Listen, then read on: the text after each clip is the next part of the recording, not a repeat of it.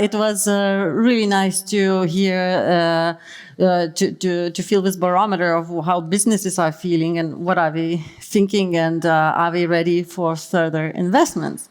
And now, thanks for staying for the very last, my own presentation, which I prepared, short and brief, that I prepared for you. And I will touch on both points, on government readiness and of our business readiness for FT implementation in Lithuania as well. So, first of all, allow me to start why Transport Innovation Association, why we are so interested, and why is it in our DNA, this freight information, why we care about it so much. So it comes really from the situation in the country. 12%, you already heard this in previous other presentation. It's like our mantra. It's 12% of GDP is formed by transport services. And it's really huge when you compare it to the other European Union countries, where it's about 5% or 6% or similar. So we are stronghold of country of transporters, and especially of road transporters, and no one can take away it from us. And that's why we feel this burden and this heaviness of paper documents. And we did some calculations a couple of years ago, and we saw that in fact every truck, and Jurgis knows it very well, every truck may carry up to 100 pieces of paper on driver driver carries with 100 pieces of paper with him, because it's about 5 to 7 pieces of CMR documents that form this 100 pieces of paper. So it's actually still not so digitalized, but that's why we need to do this. And we see that actually push mechanisms exist, push mechanisms to go digital. So of course we have eFTI regulation, but not only. I talk to our members and they say that actually their clients already are pushing them to start using eCMR solutions. Their clients in other European countries, we actually ask that this whole year of freight forwarder doesn't do paper documents to move inside Europe, but uploads everything into eCMR. So this push is not only from the government, but from the clients as well. So to continue, why is it in our DNA? So our members, we have a broad spectrum of members, so about 1/4 of them are in fact like a Polish organization. They are IT solution providers that are creating digital solutions for logistic operators, and they do see a marketplace for integrating their products in the future with FT platforms. I mean, all of our members who work with transport management system, ERPs or other solutions, in the back of their mind, they are waiting for these FT platforms specifications, and they are setting aside investments when they are ready to actually start working on it, because it just simply makes sense. And half of our members, or approximately, are transport logistics companies. And actually they join our association because they want to learn about eFTI and these digital solutions. So I presume that they are interested in this, and that's why they join our association. So in the future, when it's available, they will be the first ones that start using it as well. And our association also has been doing this work for over 3 years now. We are part of European Commission's body, this Digital Transport and Logistics Forum. We sit in those long hour meetings, and we get updated. We get these implementing and other acts before we reach the daylight, before we reach a broader audience. So we really have this information at our hands, very close, and we can follow up very in detail with that. We are also part of our national government inter-working group about eFTI, and I should have to say that Lithuania is quite active and getting ready to implement FT. And we are part of EU for eFTI consortium that together we built this project as well. I now going to deep diving a bit into eFTI. You all heard what it is, but yes, even before it was established, the experts in the Commission stated that acceptance of electronic formed a major barrier for private sector to achieve paperless transport. Even where the use of electronic version of documents was allowed, the private sector was hindered by the fragmented requirements by authorities. So we did even in 2020 had the situation that some documents were allowed to accept electronically, like in Lithuania, EVAS, we all know that it's allowed, you can upload electronically, but still it's so fragmented to use, because even if you upload it there, you need any other documents in paper, and in fact, it gets used not by the majority of business. So with this eFTI regulation, eFTI obliges governments to start accepting digital free data. And another postulate is, by making eFTI operational, the EU and national governments expects to promote all B2B data to be exchanged digitally. So in fact, the experts say that not only these ECMRs, but we should later move into, with this eFTI regulation and all the processes online, we should encourage business to change invoices electronically, and all the B2B data to be exchanged electronically if businesses wishes, of course. And we really see different tiers across the EU, at different pace that countries choosing to implement eFTI. And now specifically, I would like to talk about Lithuania, and I would like to argue that we really are one of the leaders to also be implementing eFTI regulation.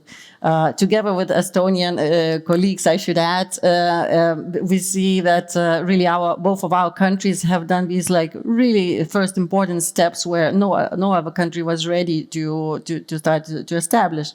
So the first important step Lithuania did. So even back when different architectures of eFTI Gate, then it was called National Access Point, it was discussed, maybe chosen, what should we do, private, public, or private or government. Lithuania just made this decision to go forward to establish this authority access point, or eFTI Gate, within government. And in 2022, government of Lithuania appointed our national tax authority to be responsible for eFTI Gate. And of course, it appointed our national accreditation bureau to be responsible for accreditation of the future eFTI Gate and eFTI platforms. And the government then found 2 million euros to be invested in this, and they used recovery and resilience funds money for that. And how this timeline looks. So we are already, as I mentioned, that the decision made, National Tax Authority appointed, and currently where we are now is that we are the National Tax Authority is finishing up this study, how to write technical specifications to procure the eFTI Gate. So this consultation is currently taking place and about to finish, and in December or perhaps in January 2024, the tender to procure eFTI gates, like programming services, will be announced, and we will then have the whole year to create it, to do reiterations, and actually, yes, in 2024, as it was mentioned, I think in Ulrika's slide in July, what will happen for business? It's an important cutoff date that we hope that next summer we will have all the European Union's information related to FT platforms. So it means not only government side will have to be ready, but also businesses will know exactly how to be ready and how to develop this FT platforms. And okay, when I was preparing this a week ago, it was still 2005 Q3 that eFTI obligatory becomes operational in all the governments. Now here, actually, it's a bummer. Ulrika, thanks for that, but now it's postponed to 2026. So yeah, 2026, quarter three, eFTI gates become operational and businesses starts running. We participated in the study that the National Tax Authority did to prepare for FT, and I would like to share a couple of takeaways, what we found when we interviewed all our competent authorities, how ready they are. We conducted these interviews with our police, with the criminal police departments, with other road safety authority, and other institutions, and really talked in depth and in much length with people that stop the cars and that work on the ground. And to be honest, some findings are, for me, look promising, because we saw that actually this electronic authentication and identification is quite well spread among institutions. It is no problem for the civil servants to use mobile signature or electronic signature to identify themselves and to access all the data online. And actually, yeah, about half of the data is being checked or exchanged digitally already. It's just like not synchronized, and sometimes institutions have to send it via email or find other ways to connect. But anyways, they don't. At least half of the data actually doesn't rely on paper anymore. That's already good news, and we see that not a huge investments will have to be made to invest in like smartphones or other gadget of controlling officers. We have this, we use it in the daily operations already, so not a problem there. Now it's just honestly a matter of synchronizing IT systems among government. So based on that, I do believe it won't be so difficult for Lithuania to start the FT gate running and use it when the time comes. So yes, as this has been mentioned, but there's a huge chunk of information that we know how it will function. So how this national access point looks like, how this metadata registry, how the FT gates should look like, how this message exchange mechanism should look like. But actually, this part relates to the government to government and country to country interchanges. It's more or less known. The implementing and delegated acts are not signed and sealed, but more or less it's there. What we read, the architecture is there. But we are still very much awaiting how this will function among economic operators and eFTI platforms, where European Commission clearly states this is open markets. Governments themselves won't do it. It's businesses who have to do it. So we are, that chunk is not known, and we are actually very much waiting for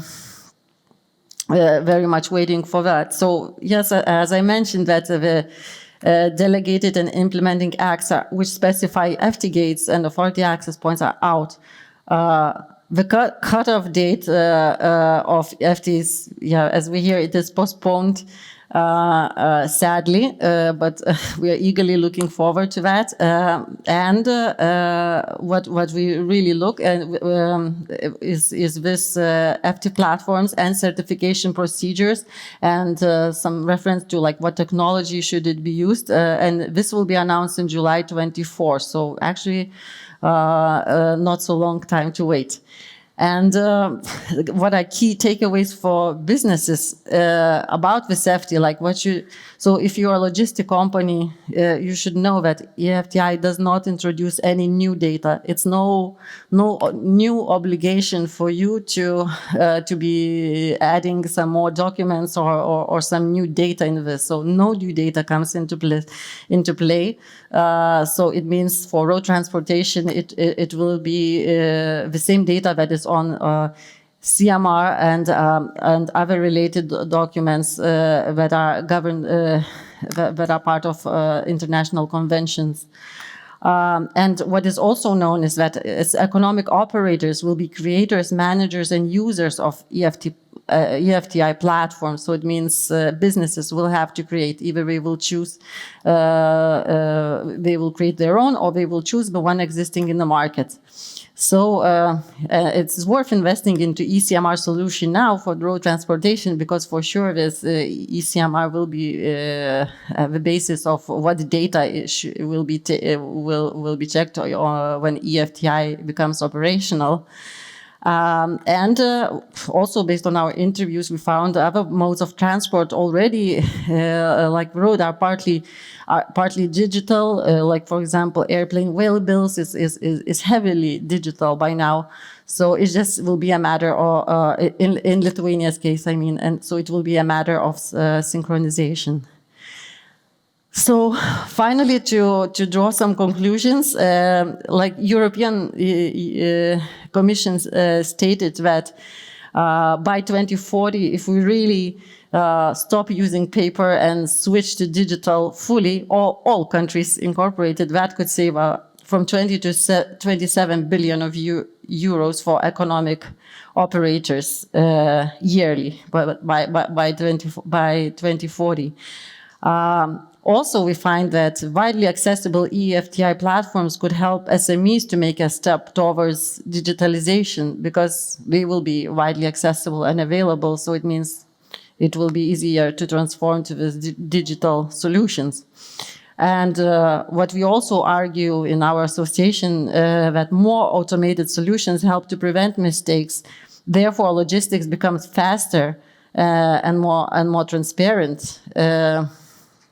If you know you uploaded your documents in advance electronically, so it means you are being transparent by default. So it really helps to build this transparency further on in the supply chain.